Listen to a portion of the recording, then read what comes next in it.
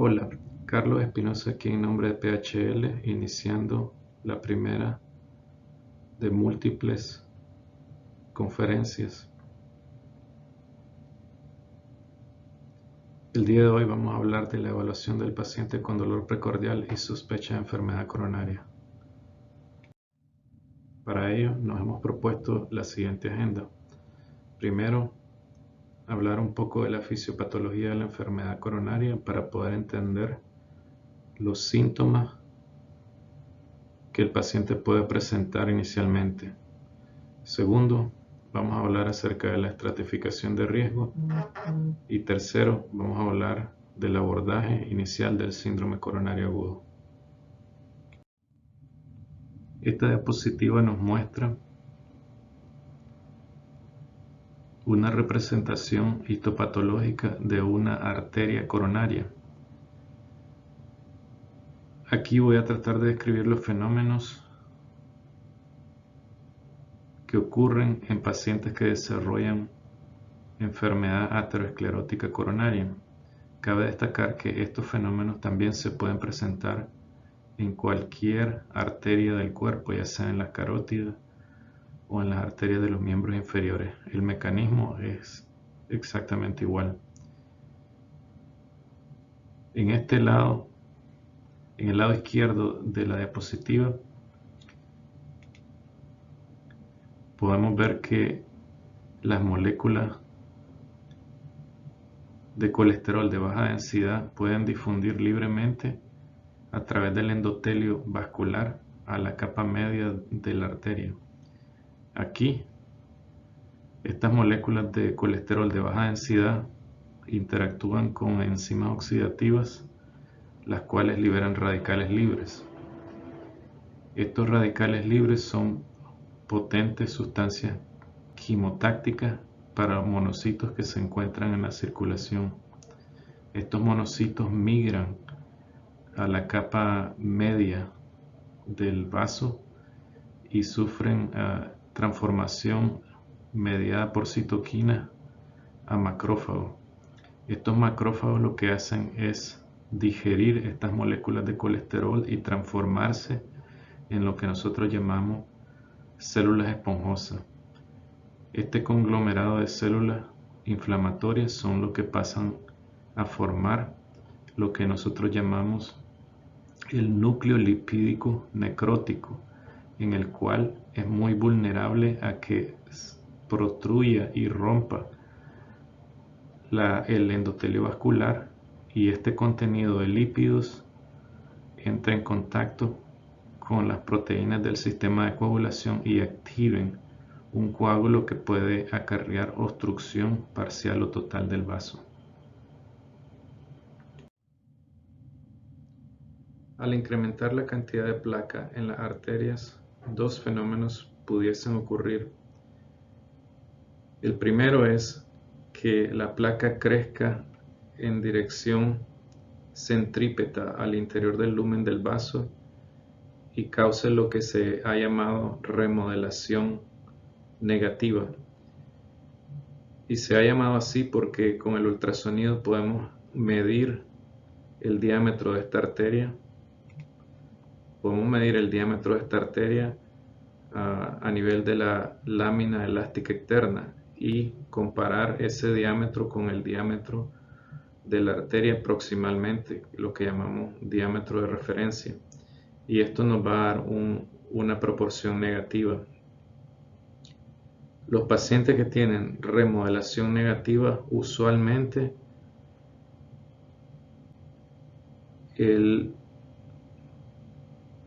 la estrechez del lumen causa reducción del flujo sanguíneo al área de miocardio a la cual esa arteria suple.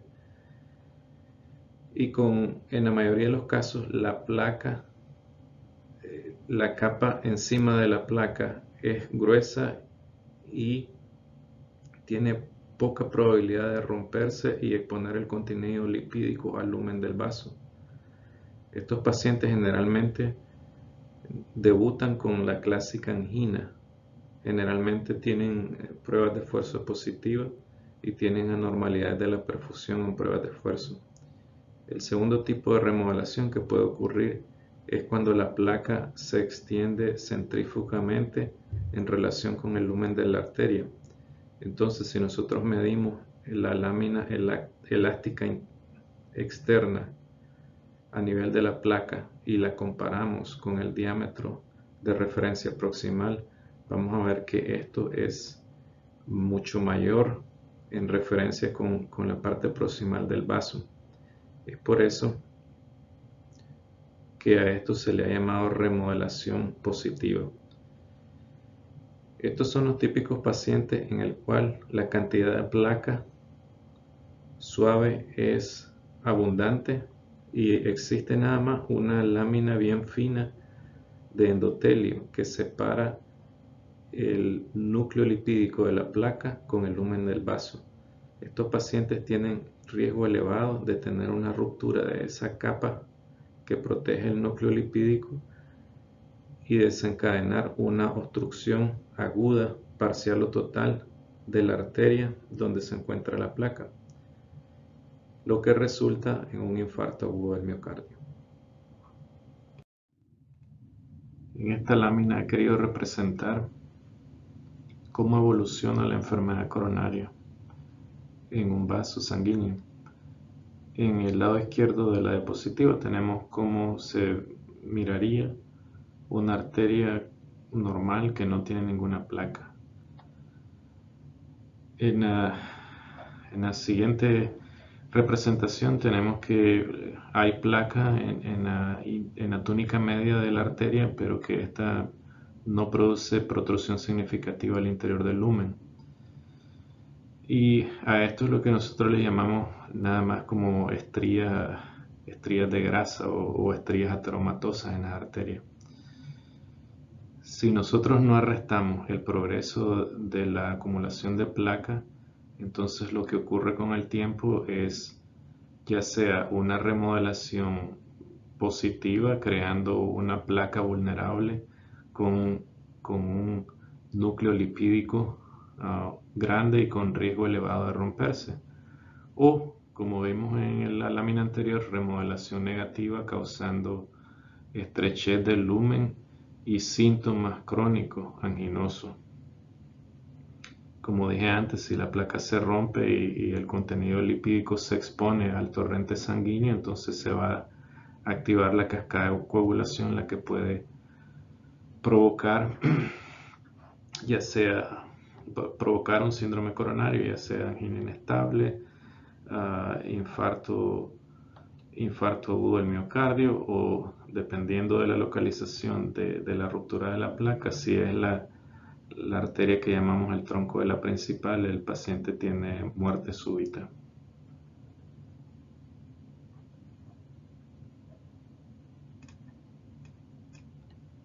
En este lado del gráfico he querido representar la relación entre la reserva de flujo coronario que está aquí en el eje vertical, y en este eje, en el eje X, tenemos el porcentaje de estenosis en las arterias.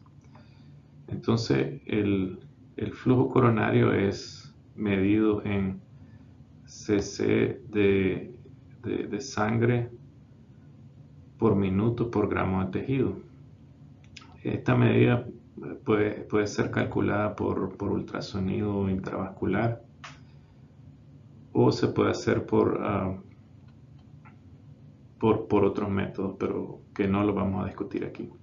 El caso es que si un paciente tiene enfermedad, no tiene ninguna obstrucción de las coronarias, tiene 0% de estenosis, como en este caso, y el paciente se encuentra en reposo, entonces ese flujo coronario está basal, digamos, pongámosle un número arbitrario, 100 mililitros de sangre por minuto por gramo de tejido. Si ese paciente empieza a hacer ejercicio, camina rápido, corre o nada, entonces el gasto cardíaco tiene que incrementar y por lo tanto el consumo de oxígeno miocárdico.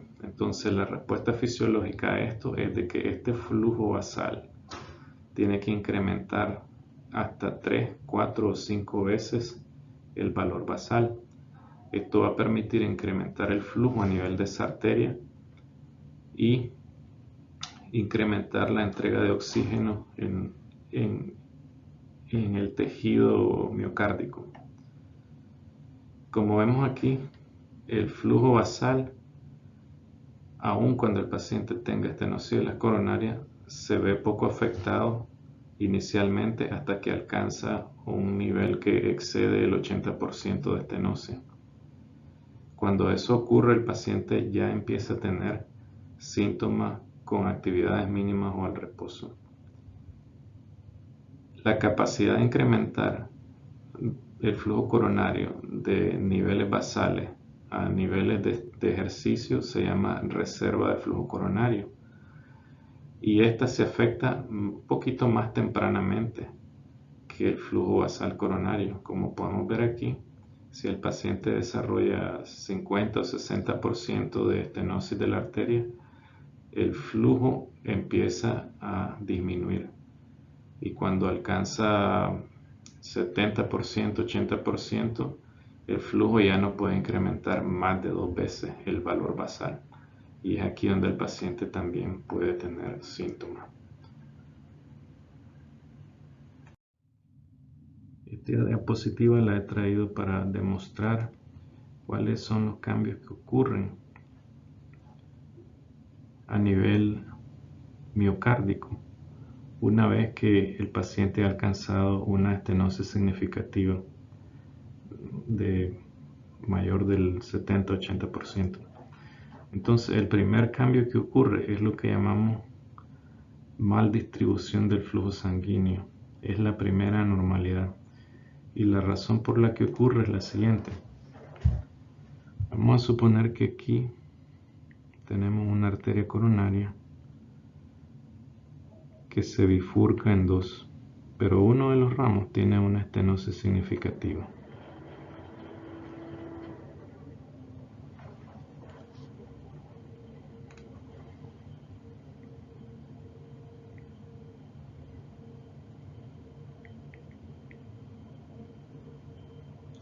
Entonces, como aquí hay una reducción del diámetro del vaso, una de las respuestas compensatorias que hace esta arteria o el lecho distal a la estenosis es reducir la resistencia.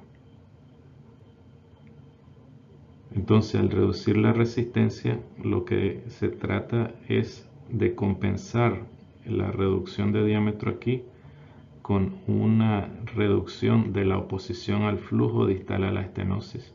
Entonces, esta arteria aquí se vasodilata para poder alcanzar una reducción de la resistencia periférica. Esto es de manera basal. Esta arteria en el otro lado, el flujo permanece normal basalmente. ¿Qué ocurre? Si este paciente hace ejercicio o está estresado o incrementa el gasto cardíaco, entonces una de las respuestas que va a tener estas arterias en el lado sano es también vasodilatación para tratar de reducir la resistencia. Entonces esto va a acarrear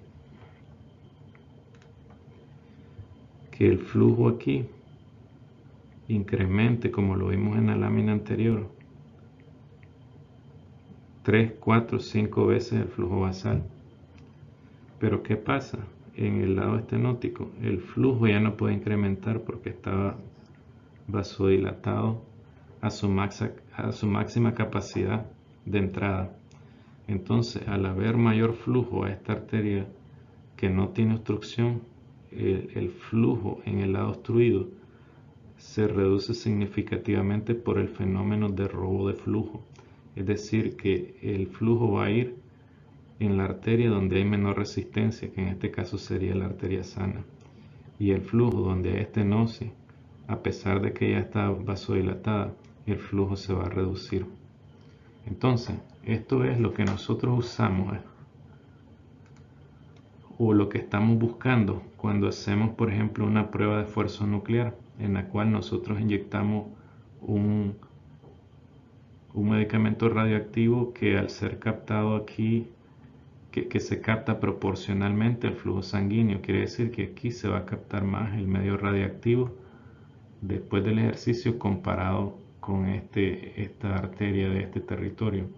Entonces nosotros buscamos en una reducción de esa captación para determinar si el paciente tiene isquemia o infarto. Entonces, el primer fenómeno, mal distribución del flujo. Si el efecto ofensor continúa, lo que va a ocurrir es una hipoperfusión de la arteria con estenosis. Si esto continúa y no se corrige, entonces el corazón va a tener disfunción diastólica, especialmente en el área que es suplida por esa arteria.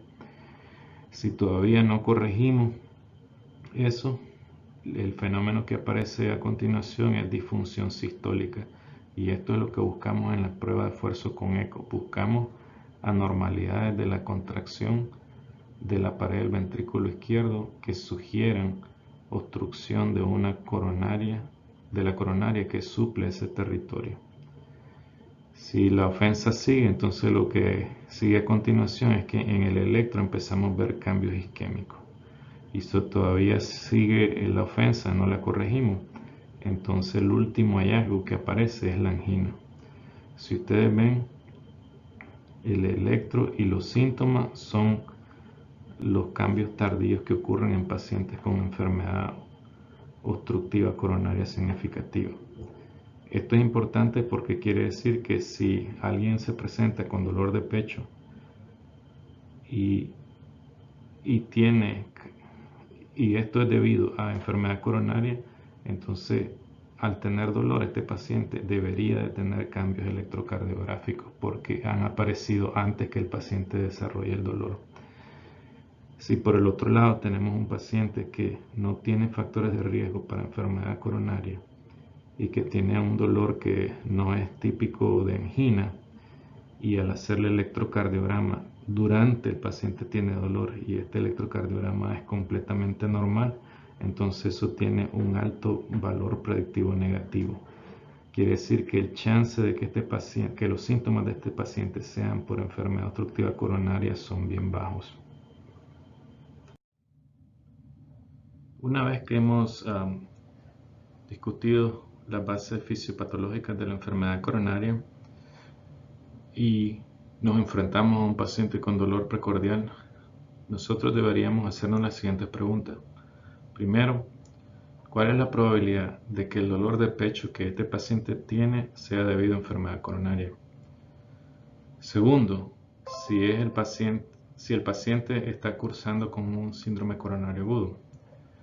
Tercero, si es un síndrome coronario agudo, ¿cuál sería la probabilidad de que este paciente tenga un desenlace fatal? Y por último,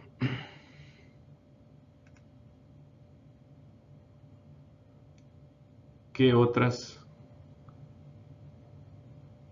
causas de dolor de pecho pudiéramos considerar en este tipo de pacientes? Para responder a la primera pregunta, un grupo de investigadores en 1979 hizo un estudio en el cual ellos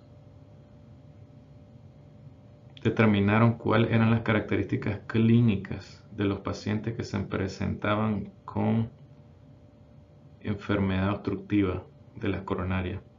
Y entonces ellos agruparon a los pacientes de acuerdo a las características del dolor de pecho y de acuerdo a la edad y sexo. Ellos dividieron a los pacientes en aquellos que tenían angina típica, y vamos a definir aquí angina típica como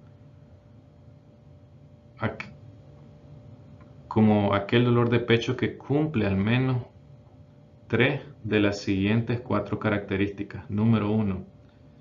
Descripción típica de un dolor precordial tipo opresivo que se irradia el brazo izquierdo, al cuello o a la espalda. Esa es la característica 1. Segundo, si este dolor es precipitado por el estrés emocional o la actividad física. Tercero, si este dolor se mejora al disminuir la actividad física, al disminuir el estrés. Y por último, si el dolor se mejora con nitroglicerina sublingual o cualquier otro nitrato. Como dije antes, si el paciente tiene al menos 3 de esas 4 características, descripción típica del dolor, precipitado por el ejercicio o estrés, mejorado por el reposo o mejorado por su nitroglicerina sublingual, si cumple esas 3 características, entonces nosotros catalogamos al paciente como angina típica. Si el paciente tiene 2 características de esas, entonces decimos que tiene una angina atípica. Y si el paciente tiene una o ninguna de esas características, entonces catalogamos al paciente como un dolor no anginoso. Después dividimos los pacientes por grupo de edades. Y entonces, en resumen, lo que esta tabla nos quiere decir es lo siguiente. Aquellos pacientes que tienen la típica angina tienen mucha mayor probabilidad de tener enfermedad obstructiva coronaria a medida que incrementa la edad, con un riesgo más temprano en los varones en relación con las mujeres. Este tipo de paciente que presenta angina típica, la probabilidad que tienen de tener enfermedad coronaria es tan alta que no vale la pena hacer prueba de esfuerzo, porque de antemano sabemos que van a tener enfermedad obstructiva. Entonces, en este caso, el paciente, lo ideal sería empezar tratamiento médico para prevención secundaria, y si esto no mejora los síntomas, entonces referirlos para una angiografía coronaria y determinar la anatomía de la coronaria.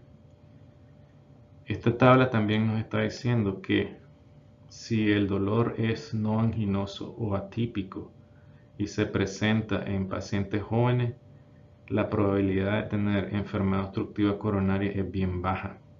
Y entonces en estos pacientes lo que nosotros hacemos es tratar de identificar alguna otra causa secundaria de dolor de pecho. Por ejemplo, reflujo gastroesofágico, por ejemplo, dolor pleurítico de una neumonía, de una pericarditis, etcétera, etcétera. Las pruebas de esfuerzo son más útiles en este grupo de pacientes en el cual la probabilidad de tener enfermedad coronaria es no tan alta, no es alta, pero tampoco es baja. Están en lo que se le llaman la zona gris, en que por criterios clínicos solos no podemos determinar cuál es su probabilidad de tener enfermedad obstructiva coronaria. Si tenemos, por ejemplo, un paciente de 30 años de edad que tiene angina atípica, la probabilidad de que tenga enfermedad obstructiva coronaria solo es de un 20%. Este paciente se beneficiaría de una prueba de esfuerzo porque podría la prueba de esfuerzo reclasificarnos a este paciente que está en riesgo intermedio, ya sea en un riesgo bajo o en un riesgo alto, dependiendo de los hallazgos de la prueba de esfuerzo. Por otro lado, si tenemos este mismo paciente, 30-35 años, que es diabético, que tiene hiperlipidemia, que tiene enfermedad renal crónica, que es fumador y que tiene familiares de primer grado con historia de enfermedad coronaria de inicio temprano, la cual es definida de inicio antes de los 55 en varones y antes de los 65 en mujeres. Entonces, este 20% puede incrementar significativamente solamente al tomar en cuenta esos otros parámetros clínicos. Entonces, este paciente, yo no le haría prueba de esfuerzo porque la probabilidad de tener enfermedad, de que los síntomas sean debido a enfermedad coronaria obstructiva son elevados al agregar todos esos factores de riesgo.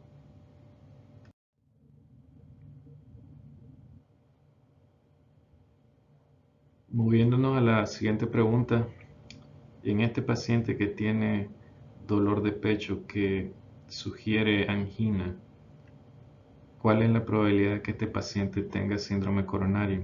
Entonces, para eso debemos de tomar en cuenta los factores de riesgo, como dije antes. Segundo, las características del dolor. Si es angina, la probabilidad es mucho mayor comparado a si la presentación inicial es un dolor de tipo no anginoso. Tercero, el examen físico es importante y ahí vamos a buscar datos, por ejemplo, de edema agudo de pulmón, galope al examen físico, la postura, la apariencia del paciente, si se ve que está en distrés, eso también incrementa la probabilidad de que sea un síndrome coronario. Cuarto, debemos definir cuáles son, si el electrocardiograma existen cambios que sugieren isquemia, como vimos en la cascada isquémica en la presentación anterior, en las diapositivas anteriores. Los cambios electrocardiográficos deberían de estar presentes al momento que el paciente tiene dolor de pecho. Y por último, también debemos ver los exámenes de laboratorio en busca de evidencia enzimática de daño miocárdico a través de las troponinas cardíacas. Entonces, en síntesis, si se cumplen las características del dolor y el electrocardiograma está algo sospechoso, pero no es completamente diagnóstico inicialmente, entonces lo que podemos hacer es repetir ese electrocardiograma 10 minutos más tarde para ver si hay cambio dinámico. Si sospechamos síndrome coronario agudo, entonces el primer paso que hay que hacer es obtener un electrocardiograma y determinar si el segmento ST está elevado o no. Si el segmento ST no está elevado, entonces el próximo paso es determinar si hay evidencia de daño miocárdico a través de las enzimas cardíacas, y si estas están positivas, entonces podemos hablar que el paciente cursa con un infarto agudo del miocardio sin elevación del ST. Por otro lado, si hacemos marcadores de daño miocárdico, las troponinas, y estas salen negativos, entonces estamos hablando de que este paciente cursa con una angina inestable. En otras palabras, si no hay elevación del ST en el electrocardiograma, lo que determina si el paciente tiene infarto del miocardio son evidencia de daño miocárdico a través de las enzimas cardíacas o a través de imágenes, como lo veremos más adelante. Si por otro lado, al abordar al paciente inicialmente encontramos que el segmento ST está elevado en 2 o más derivaciones consecutivas, entonces estamos hablando de que el paciente cursa con un infarto agudo del miocardio con elevación del ST.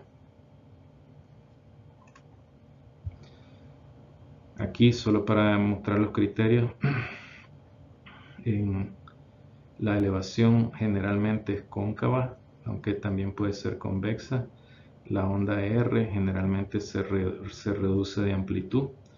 Otras presentaciones isquémicas o otros cambios isquémicos que podemos encontrar en el electrocardiograma es depresión del segmento ST, que puede ser plano, en descenso o en ascenso. Los criterios para determinar positividad de infarto con elevación del ST es elevación de más de 1 milímetro en 2 derivaciones contiguas, como lo dije, a excepción de B2 y B3, que Los criterios para mujeres es un cambio de 2 milímetros y para los varones de 1.5 milímetros. Como dije antes, la definición de infarto incluye al menos dos de los siguientes criterios. Número 1, síntomas consistentes con angina. Segundo, evidencia de daño miocárdico a través de enzimas cardíacas. Y tercero, evidencia de cambios electrocardiográficos sugestivos de isquemia o infarto o cambios o evidencia de daño miocárdico a través de imágenes, ya sea eco, generalmente eco. Los infartos también se pueden clasificar de acuerdo a la causa que lo provocan, y el típico infarto debido a ruptura de placa aterosclerótica es definido como infarto de tipo 1. El infarto de tipo 2 generalmente no ocurre por ruptura de placa aterosclerótica. Este puede ocurrir en presencia de enfermedad obstructiva coronaria, la cual provoca una isquemia de demanda en el miocardio, ya sea porque el paciente tiene elevado el gasto cardíaco por una infección severa o por un choque hipovolémico o porque está anémico o porque tiene una taquiarritmia. La otro tipo de infarto de tipo 2 se puede presentar cuando hay pacientes que no tienen placa aterosclerótica en las coronarias, pero que la demanda de oxígeno sobrepasa lo que se puede suplir. Y otro ejemplo en este caso puede ser la anemia. Otro ejemplo podría ser alguien que usa cocaína y tiene un espasmo severo de las coronarias que persiste por tiempo suficiente, que causa un infarto. En este extremo tenemos el de tipo 3, se debe también a ruptura de placa aterosclerótica, pero estos pacientes no llegan al hospital, y esto es porque tienen ruptura de placa en el tronco de la coronaria izquierda principal. Y aquí tenemos estos que son un poco menos frecuentes y están relacionados con procedimientos en las coronarias, ya sea angioplastia coronaria o después de una cirugía de bypass coronario. Continuando con la secuencia de las preguntas que nos planteamos inicialmente, el siguiente paso es determinar si este paciente que tiene angina inestable o infarto sin elevación del ST, cuál es la probabilidad de que tenga un desenlace fatal en 30 días. Y existen muchos instrumentos y muchos scores de riesgo que podríamos utilizar. El que a mí me gusta usar por su simplicidad es el score de riesgo TIMI, en el cual se incluyen los siguientes parámetros: edad más de 65, factores de riesgo por enfermedad coronaria, historia de enfermedad coronaria no obstructiva, uso de aspirina, enzimas cardíacas positivas, desviación del ST, en este caso de presión de más de 1 milímetro, y angina severa en las últimas 24 horas. Cada uno de estos factores equivale a un punto. Entonces en este gráfico aquí podemos observar de que a medida que incrementamos los factores aquí mencionados, la probabilidad de morir en 30 días de muerte súbita o de tener empeoramiento del infarto incrementa, de tal manera que si tenemos 6 o 7 factores de riesgo de no intervenir, la probabilidad de un desenlace fatal es tan alta como de un 40%. En esta diapositiva quiero demostrar dos cosas. Primero, cómo ha evolucionado el tratamiento del infarto agudo de miocardio a lo largo de las pasadas 2 décadas. Aquí en este lado son estudios que se realizaron en la década de los 90 y aquí estudios que se han realizado más recientemente. En los 90 las intervenciones en las coronarias no estaban tan desarrolladas y los stents que teníamos disponibles eran gruesos y no venían recubiertos con medicamentos antiproliferativos, de tal manera que el riesgo de tener complicaciones en una angioplastía era elevado. Por ese motivo, inicialmente estos estudios revelaron de que el tratamiento conservativo era mejor que el tratamiento invasivo, pero a la medida que se fueron mejorando las técnicas de intervención coronaria, se vio claramente de que en estudios subsecuentes de que el tratamiento invasivo era superior al tratamiento médico conservador en pacientes que se presentaban con infarto o el miocardio. Este, por ejemplo, es el resultado de un metaanálisis tomando en cuenta todos estos estudios en el cual se demostró que al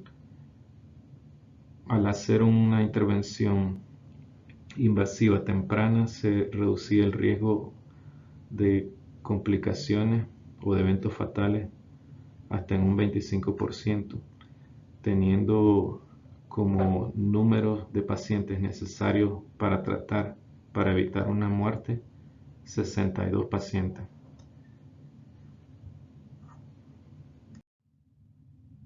Este, por ejemplo, fue un estudio más contemporáneo, es el estudio TACTICS, en el cual se estudiaron más de 2.000 pacientes y fueron asignados a tratamiento conservador o tratamiento invasivo.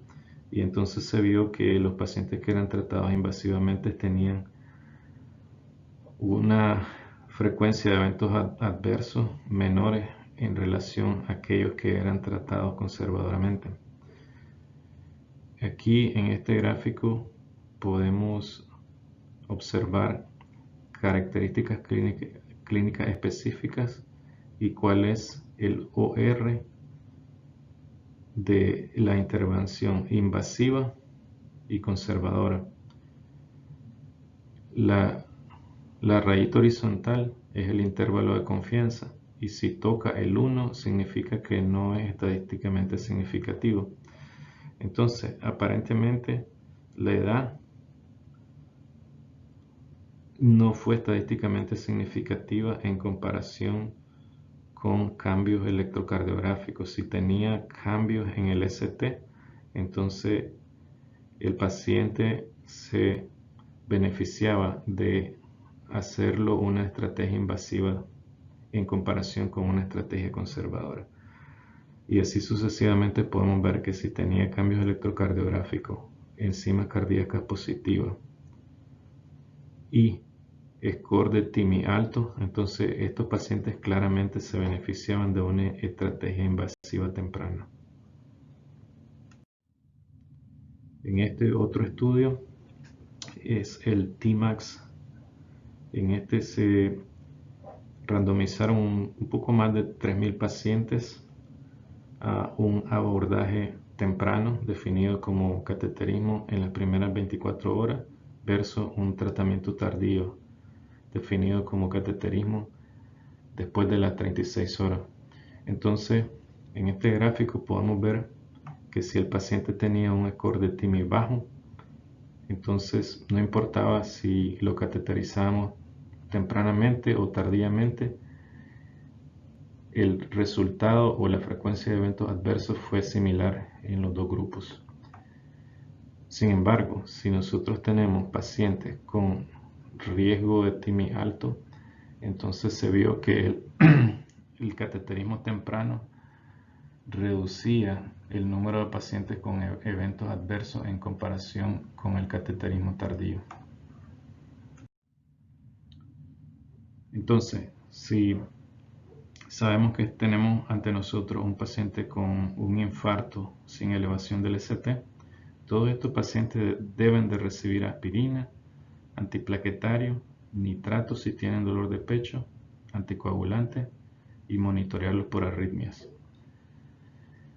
Entonces, la pregunta viene, ¿qué pacientes necesitamos referirlos para angiografía coronaria de manera urgente versus de manera más electiva?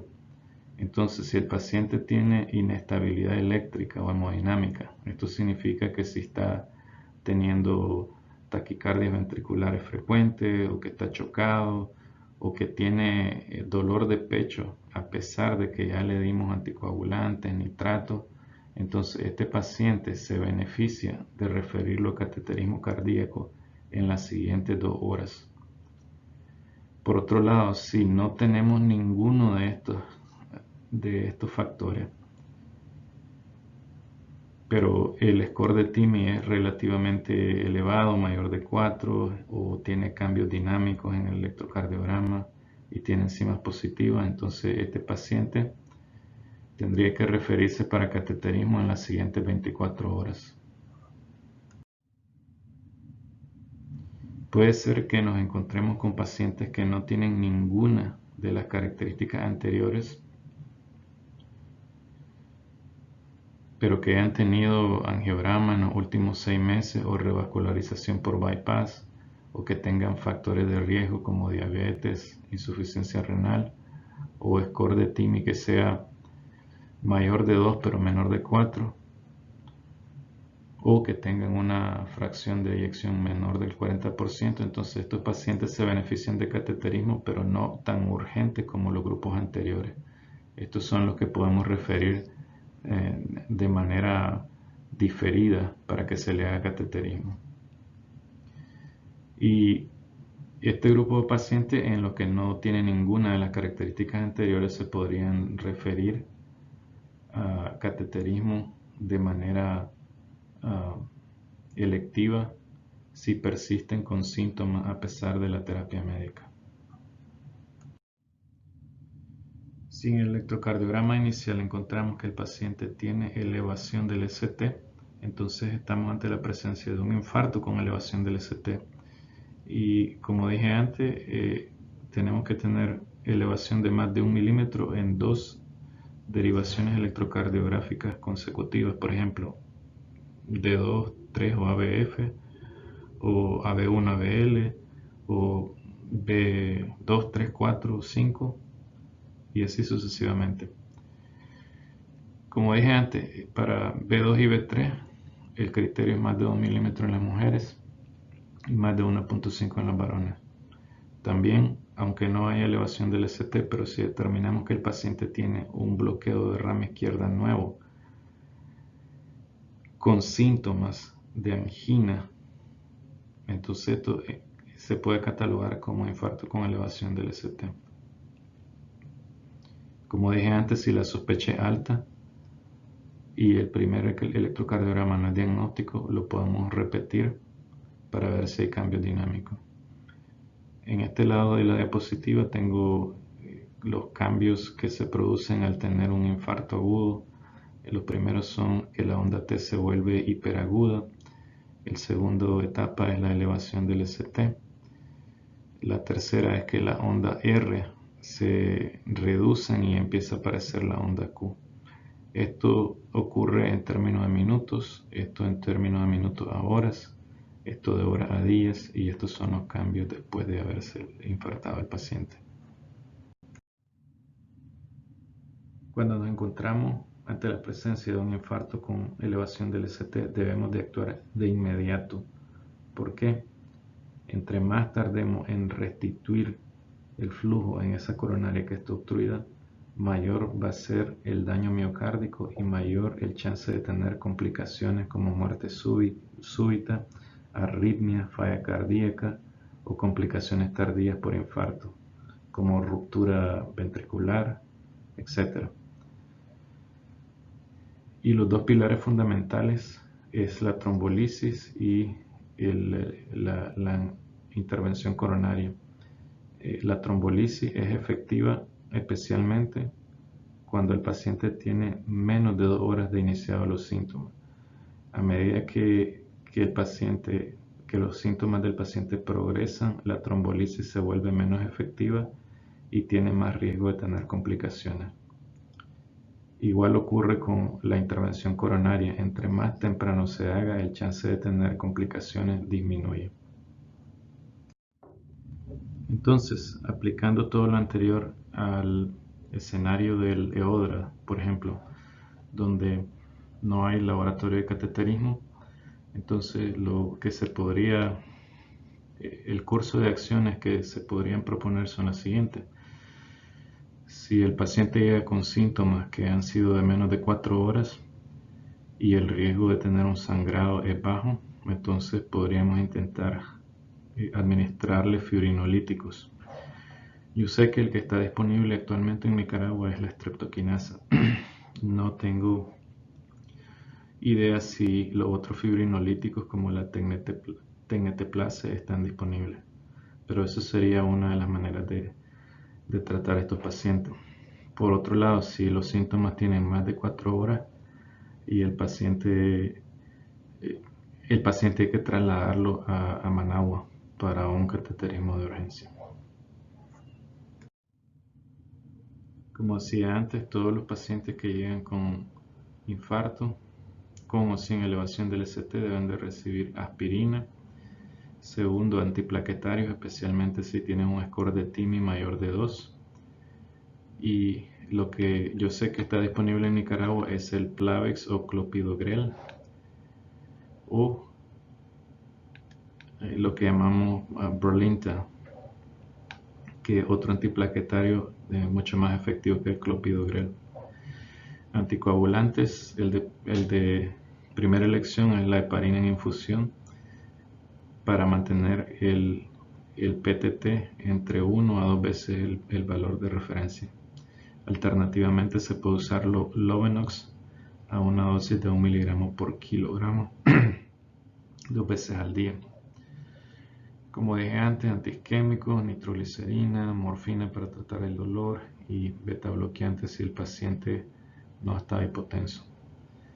Otras terapias que están indicadas son inhibidores de la enzima convertidora de la angiotensina, especialmente si los pacientes tienen una fracción de eyección de menos del 40%. Y el aldactone, igual, si tienen infarto con evidencia de fracción de eyección de menos del 40%. Para concluir, solo he traído como ejemplo este caso de una paciente femenina que se presentó a la sala de urgencia donde yo trabajo con 30 minutos con historia de dolor de pecho que empezó 30 minutos antes de llegar al hospital. En el electrocardiograma la paciente tenía elevación del ST en D2, D3 y ABF. Como la catalogamos como un infarto con elevación del ST, entonces la llevé de urgencia al laboratorio de cateterismo y ahí pudimos observar que la parte media de la arteria coronaria derecha tiene una ruptura de placa y ustedes pueden ver esa discontinuidad en el lumen de la arteria. Aquí he avanzado ya lo que nosotros llamamos un alambre guía, que es lo que nos sirve a nosotros para poder pasar balones y tratar de dilatar esta estenosis o stent y tratar de poner los stents ahí. Este es el momento cuando estoy poniéndole el stent y este es el resultado final. Después de que se restableció el flujo ahí, los síntomas de la paciente mejoraron y no hubo complicaciones. Bueno, esto es todo lo que les traigo. Gracias por su atención.